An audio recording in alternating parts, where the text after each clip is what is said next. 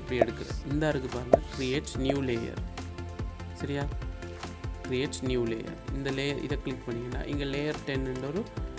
empty layer ஒன்று உருவாகுது சரியா இது வந்து ஒரு blank லேயர் இதில் ஒன்றுமே இருக்காது இதை இந்த விசிபிள் ஆஃப் பண்ணி பாருங்கள் இப்போ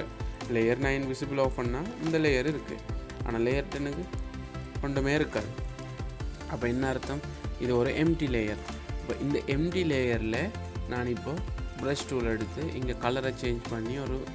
ஏதோ ஒன்று வரைகிறேன் சரியா பாருங்கள் சரி இப்போ பாருங்கள் ப்ரஷ் டூலில் சைஸை மாத்திர எப்படின்னு தெரியும் ரைட் கிளிக் பண்ணி இந்த இருக்குது சைஸ் ப்ரஷ்ஷில் டைப் இருக்குது இந்த நிறைய டைப் இருக்குது ப்ரஷஸ்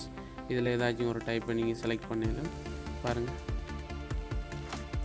இப்போது இந்த கீறுனது பாருங்கள் இந்த கீறுன இந்த ப்ரஷ் இருக்குது தானே இந்த ப்ரஷ் கீறுனது இது லேயர் இந்த இருக்குது இது ஒரு தனி செப்பரேட் லேயராக இருக்கா இல்லையா ஸோ நம்ம நியூ லேயரை எடுத்து இப்போ நியூ லேயர் ஒன்று இருக்கிறீங்க எடுத்துகிட்டு நீங்கள் ஒரு சரி ப்ரஷ் எடுத்து நீங்கள் ஏதாச்சும் பெயிண்ட் எடுத்து கிரேடியன்ட் எடுக்கிறீங்க கிரேடியன்ட் நம்ம ஏற்கனவே பார்த்துருக்கோம் கிரேடியண்ட்டாக என்னன்னு இப்போ நியூ லேயர் ஒன்று எடுத்து ஒரு கிரேடியண்ட்டை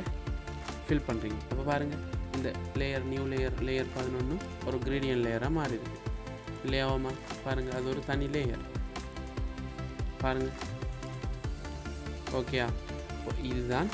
வந்து லேயர்ஸுக்குள்ள விஷயம் சரியா லேயரில் இப்போ நம்ம என்ன பார்த்துருக்கோம் லேயர்னா என்ன லேயர் டைப்ஸ் இங்கே எப்படி லேயர் டைப் இருக்குது லேயரை எப்படி பேக்ரவுண்டு பாருங்கள் ரெண்டாவது ஃபஸ்ட்டுக்கு வந்து நம்மளோட இந்த ஒயிட் லேயர் இருக்குது அதுக்கு அடுத்ததாக இந்த லேயர் இருக்குது இப்போ இந்த லேயரை மேலே கொண்டு போனீங்கன்னா எல்லாத்துக்கும் மேலே இது இருக்கும் அதால் நம்மளுக்கு கொண்டு விளங்குதில்லை இதை கீழே கொண்டு வந்தீங்க இந்த மற்ற லேயர்ஸ் தான் இருக்குது ஒவ்வொரு லேயரும் இருக்குது இதில் வந்து ப்ரஷ் டூல் எப்படி அப்ளை பண்ணணும் நியூ லேயர் எப்படி எடுக்கணும் ஸ்மார்ட் ஆப்ஜெக்ட்னா என்ன இதெல்லாத்தையும் பார்த்துருக்கோம் இப்போ பார்ப்போம் என்னன்னு சொன்னால் லேயரில் இன்னொரு விஷயம் லேயர் பேனல் தான் இருக்குது பாருங்கள் இதில் வந்து குரூப்ன்ற ஒரு விஷயம் இருக்குது இப்போ நீங்கள் இந்த 3 ஷேப் லேயரையும் குரூப் பண்ண போகிறீங்க சரியா இப்போ இந்த 3 லேயரை நீங்கள் குரூப் பண்ணதாக இருந்தால் 3 லேயரையும் செலக்ட் பண்ணுங்கள் செலக்ட் பண்ணிவிட்டு என்ன செய்யணும் இப்போ நான் இந்த 3 லேயரையும் செலக்ட் பண்ணுறேன் 1 கண்ட்ரோல் இந்த இருக்குது பாருங்கள் 2 3 சரியா இந்த 3 லேயரும் செலக்ட் ஆகிட்டு அப்படி இங்கே நீங்கள் செலக்ட் பண்ணக்குள்ளே கண்ட்ரோலை ப்ரெஸ் பண்ணி செலக்ட் பண்ணுவீங்க அதாவது இங்கே நீங்கள் செலக்ட் பண்ணிட்டீங்க உண்டை இதுதான் இந்த லேயர் சரியா இப்போ அடுத்ததை செலக்ட் பண்ணக்குள்ளே இங்கே செலக்ட் பண்ண முடியாது நீங்கள் செலக்ட் ஆகாது அடுத்தது அப்போது இங்கே ஒன்றை செலக்ட் பண்ணால்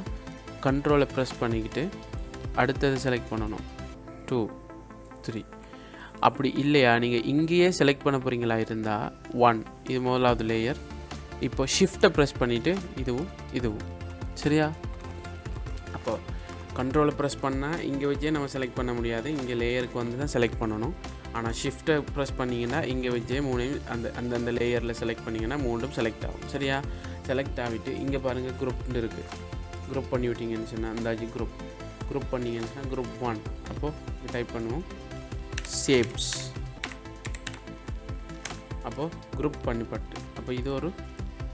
3 ஒரு குரூப்பில் இருக்குது இப்போ குரூப்பில் இந்த அரோ நீங்கள் ப்ரெஸ் பண்ணிங்கன்னா உள்ளே என்ன இருக்குதுன்னு காட்டும் சரியா அப்போ குரூப் பண்ணி வச்சுருக்கீங்க ஓகே இது குரூப் பண்ணுற மெத்தட் இன்னொரு விஷயம் இருக்குது லேயர் மாஸ்க்குன்னு அதுவும் வந்து லேயருக்குள்ளே தான் வரும் அதை நான் பின்னால் எப்படி பண்ணுறதுன்றே சொல்லித்தரேன் சரியா இப்போ லேயர்ஸ் சம்மந்தமான விஷயங்கள் பெரும்பாலான விஷயங்கள் நான் பார்த்துட்டோம் கட்டாயம் ஒருக்கா ப்ராக்டிக்கலில் செஞ்சு பாருங்கள் கட்டாயம் உங்களுக்கு கிளியர் ஆகும்னு நம்புகிறேன் அடுத்த கிளாஸில் சந்திப்போம் சரியா